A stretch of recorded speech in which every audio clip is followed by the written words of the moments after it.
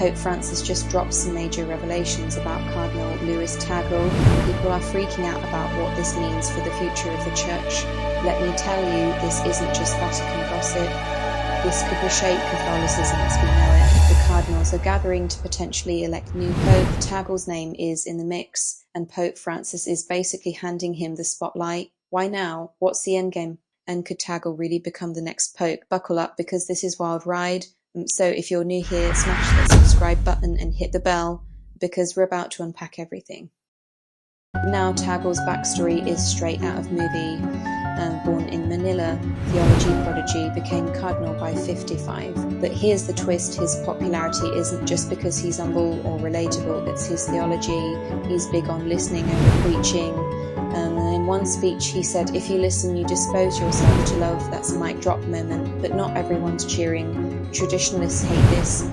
They think he's too woke, prioritizing social over doctrine, like when Tagle teamed up with interfaith leaders to fight climate change. Critics accuse him of watering down Catholicism, and don't even get me started on the Vatican's money scandals. Tagle's pushing for financial transparency, which is code for stepping on toes. There are power players in the Church who'd rather keep those books closed. But here's the kicker: Tagle's not just nice guy, he's political operator. His role at Internationalis let him build global network of allies. That's how you climb the Vatican ladder.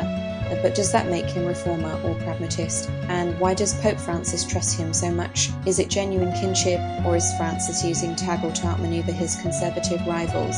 Speaking of rivals, let's talk about the elephant in the Sistine Chapel. The script mentions Cardinal Parolin, the Vatican Secretary of State. He's Tagle's biggest competition. Parolin's the ultimate insider, Italian diplomatic, master of Vatican politics. He's that safe choice for conservatives who think Tagle's too radical. This isn't just about who's holier, it's battle for the Church's soul. Tagle represents the Southern Hemisphere, young, diverse, on poverty and climate change. Parolin represents the old guard, Europe-centric, doctrinal, cautious. If Tagle wins, the Church could become social justice powerhouse. If Parolin wins, it's back to status quo. But here's the plot twist: Pope Francis has been systematically promoting non-Europeans to key roles. Tagle's Filipino, the new cardinals from Rwanda, Singapore, Brazil. This isn't random. Francis is building coalition to outvote traditionalists. If the next conclave is packed with his appointees, Tagle's chances skyrocket. But will the old-school cardinals let that happen? Or will they pull Game of Thrones move and block him? One of the defining elements of Pope Francis's leadership has been his focus on the marginalized. This aligns perfectly with Cardinal Tagle's philosophy. Both leaders believe in prioritizing compassion over rigid doctrine and conversation over polarization. When natural disasters struck the Philippines, Tagle was at the forefront of relief efforts, demonstrating the kind of hands-on leadership that Pope Francis has always promoted.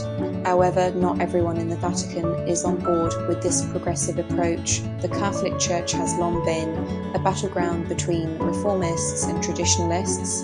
Pope Francis has faced resistance from conservative factions who believe his vision departs too far from traditional Catholic values.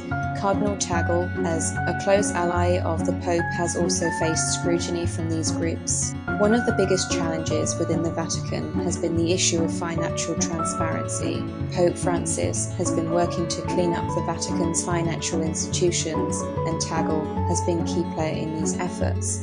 However, this has put him at odds with entrenched power groups who have vested interest in maintaining the status quo. The opposition he faces is not just about theology.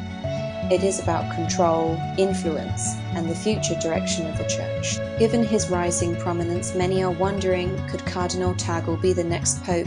He has the qualities of a strong leader: compassion, intelligence, and deep connection with the people. However, he faces stiff competition, particularly from Cardinal Pietro Parolin, the Vatican Secretary of State. Unlike Tagle, Parolin is seen as more traditional and diplomatic, making him favourite among conservatives who want to maintain the Church's long-standing structures. While Tagle is believed to be closer to the peripheries, Parolin is seen as a mastermind who knows how to navigate the intricacies of the church hierarchy. He's been arranging and mediating between various factions within the church since he came into power. He's a bridge builder, attempting to address the concerns of different sides, often taking a middle-of-the-road approach on controversial issues. This ability to work within the internal politics has endeared him to who prefer gradual changes. However, some opponents argue that his ideas aren't creative enough to meet the challenges the church faces in this era of global transformation. It is also important to consider the broader shifts happening in the Catholic Church. While Catholicism has been declining in Europe and North America, it has been growing in Asia and Africa.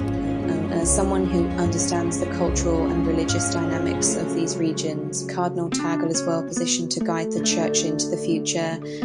However, the question remains, will the Vatican break from its tradition of electing European popes, or will it embrace a leader who represents the Church's growing global diversity?